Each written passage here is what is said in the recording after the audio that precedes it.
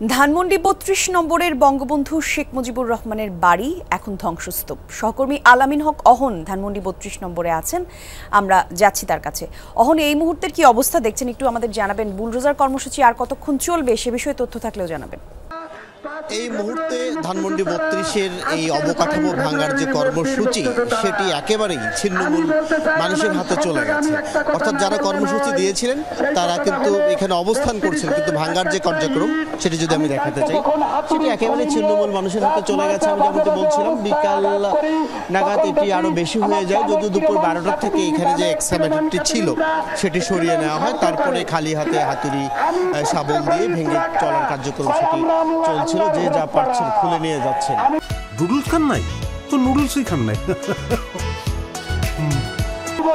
বিশেষ করে লোহা লক্কর যেগুলো রয়েছে সেগুলো খুলে নেওয়ার কার্যক্রম তারা চালিয়ে যাচ্ছেন এবং তারা বলছিলেন যে এই সরকার অবৈধ সরকার ছিল এবং অবৈধ টাকায় এখানেই তারা নানানভাবে নানান কাজকর্ম তারা করেছেন, যদিও এই ভবনটি অনেক আগে নির্মিত এবং যে কারণে এগুলো নিতে তারা বলছেন যে এগুলো ঘরে নিতে কিংবা এগুলো বিক্রি করে দিতে তাদের কাছে খুব অনৈতিক বলে মনে হচ্ছে না। এবং শুধু তাই নয়, আমরা পাশেই যে আরেকটি ভবন রয়েছে, সিআরআই এর একটি ভবন রয়েছে, সেই ভবনেও কিন্তু আমরা দেখেছি আগুন ধরিয়ে দেওয়ার চেষ্টা। সেই ভবনের দরজা জানালা যা ছিল সব খুলে নেওয়া হয়েছে।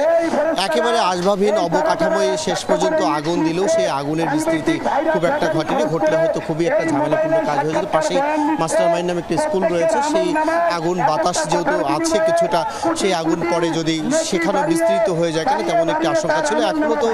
এখনো এখানে আমরা দেখছি আশেপাশে আগুন ধরিয়ে দেওয়ার ঘটনা ঘটছে এবং এখানকার মানুষ বলছেন, যারা এসেছেন বিক্ষুব্ধ জনতা কিংবা শিক্ষার্থী, যতক্ষণ না পর্যন্ত এটি নিশ্চিহ্ন না করা হবে ততক্ষণ পর্যন্ত তারা এখান থেকে যাবে না। যদিও সেই নিশ্চিহ্ন করার যে প্রক্রিয়া সেটি কিন্তু এখনো নেই। আমি যেমনটি এক্সকাভেটরটি সরিয়ে নেওয়া হয়েছে, খালি হাতে এই ভবনের যে অবশিষ্ট অংশ রয়েছে সেটি আর ভাঙা সম্ভব নয়। সে ক্ষেত্রে হয়তো এটি এমন ভগ্ন দশা নিয়ে দাঁড়িয়ে থাকবে। আমরা জানি যে এখানে নানান কর্মসূচি পালন করা হচ্ছে, মাইকেও নানানভাবে নানান লোকজন আসছেন, বিভিন্ন জায়গার বিভিন্ন স্থানের বিভিন্ন জেলার লোকজন এসে নানান স্লোগান দিচ্ছেন এবং শেখ হাসিনাকে স্বৈরাচার আখ্যা দিয়ে তার পতনে এবং বিশেষ করে এখন যে ভাঙচুরের কার্যক্রম কিংবা এখানে আগুন ধরিয়ে দেওয়ার যে কার্যক্রম সেটি তারই সুফল কিংবা কুফল, অর্থাৎ শেখ হাসিনার যে কর্ম রয়েছে তার কুফল বলেই ব্যাখ্যা করছেন এখানকার সাধারণ মানুষ কিংবা শিক্ষার্থী জনতা।